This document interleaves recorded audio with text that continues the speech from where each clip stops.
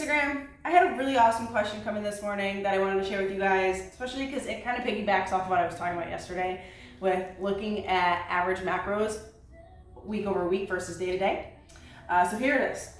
Steph, sometimes if I'm out all day or sleeping at my boyfriend's house, I just end up eating less throughout the day, but I still have a solid amount of macros left at night. When this happens to you, do you eat random stuff to fill them or just kind of eat some protein and call it a day? Excellent question. I've been in this situation. I'm sure many of you have been in this situation. So I have a couple of strategies that you can try in the event that you find yourself in the situation again in the future, which I'm sure you will. Okay, number one, get your protein in. That's number one priority above all else. Whether you are training in the gym, whether you're lifting weights, you're training for a marathon or a Spartan race or cardio is your thing. I live in an area where most people take their physical exercise outside. They might not even realize it. But in the wintertime, we're skiing and snowboarding, and in the summertime, many of us are mountain biking or biking long distances, hiking, kayaking, canoeing, whatever. That's all physical exercise, okay? And what strikes me too is that most of these activities are likely going to last longer durations of time than just, getting over to the gym for, an hour and a half and lifting weights. So guys, even if you don't train in an indoor facility and you're still active, you still should care about your protein intake. When you do not give your body the amount of protein or the adequate amount of protein that you need, you're not supporting not only muscle protein synthesis, but maybe you don't care as, whether you have gains. You might not care, but either way, when you're active, you're breaking down the proteins in your body, and if you're not getting adequate protein, you're only starving your body, or you're sacrificing rebuilding those proteins, which are so integral and important to your overall functionality. So people, get your protein in, okay? And if you don't feel like cooking a meal, I actually keep little cans of tuna and chicken in my kitchen for situations like this. I mean, there have been plenty of times where maybe I don't have fats and carbs left over. I just have protein. You're like, I'm not a protein shake person. Most protein bars are not just only protein. There's also fat and carb content in them too. Cans of tuna and chicken are awesome because usually the cans are a pretty solid size or a solid amount of protein.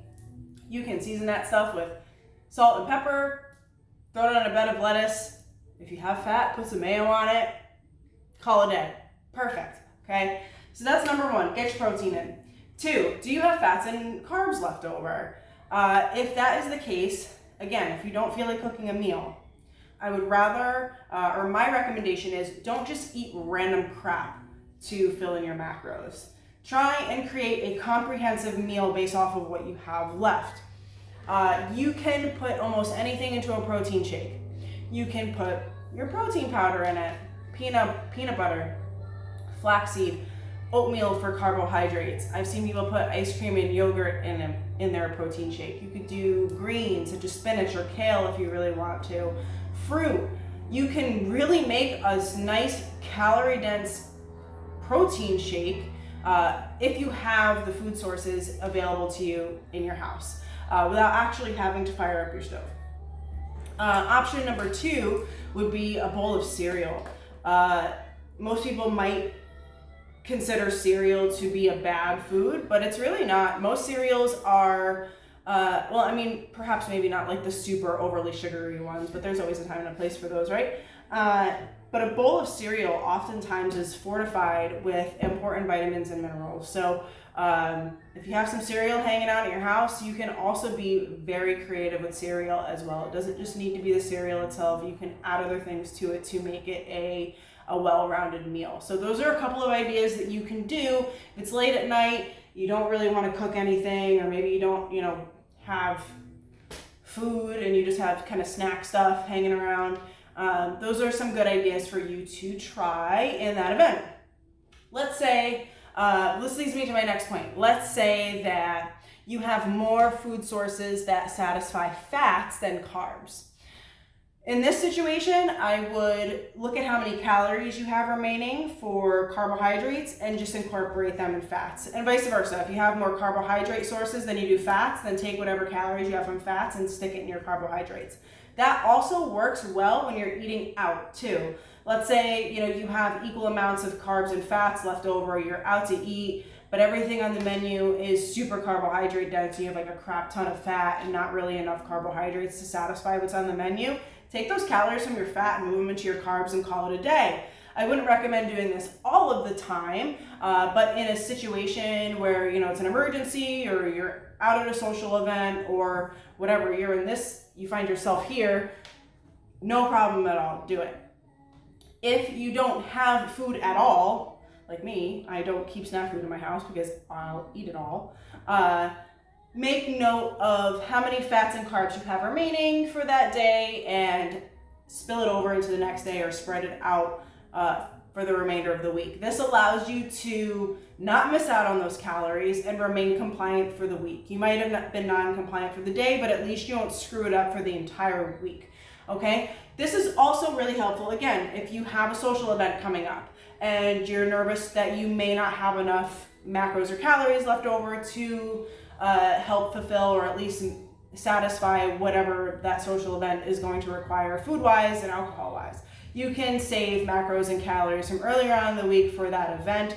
Again, not going to recommend that you do that all of the time, but in emergency situations, this is okay because it will allow you to be compliant for the week. Okay? So guys, that's my recommendation when you find yourself in a situation like this, just to kind of quickly review. Number one, always hit your protein no matter what. No matter what options you end up having to follow afterwards, always hit your protein goal. Do not go to bed without coming at least 5 to 10% within your protein goal, okay?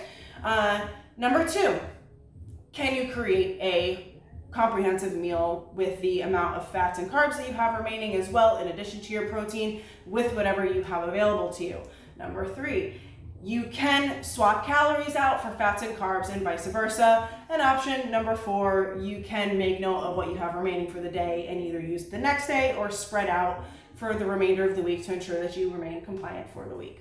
All right, guys, thank you so much for watching this today. If you know anybody who could benefit from this information, make sure you tag them. Send me a like, leave me a comment. I appreciate all of your feedback. Thank you so much for watching me today, and stay tuned for some more content coming your way soon.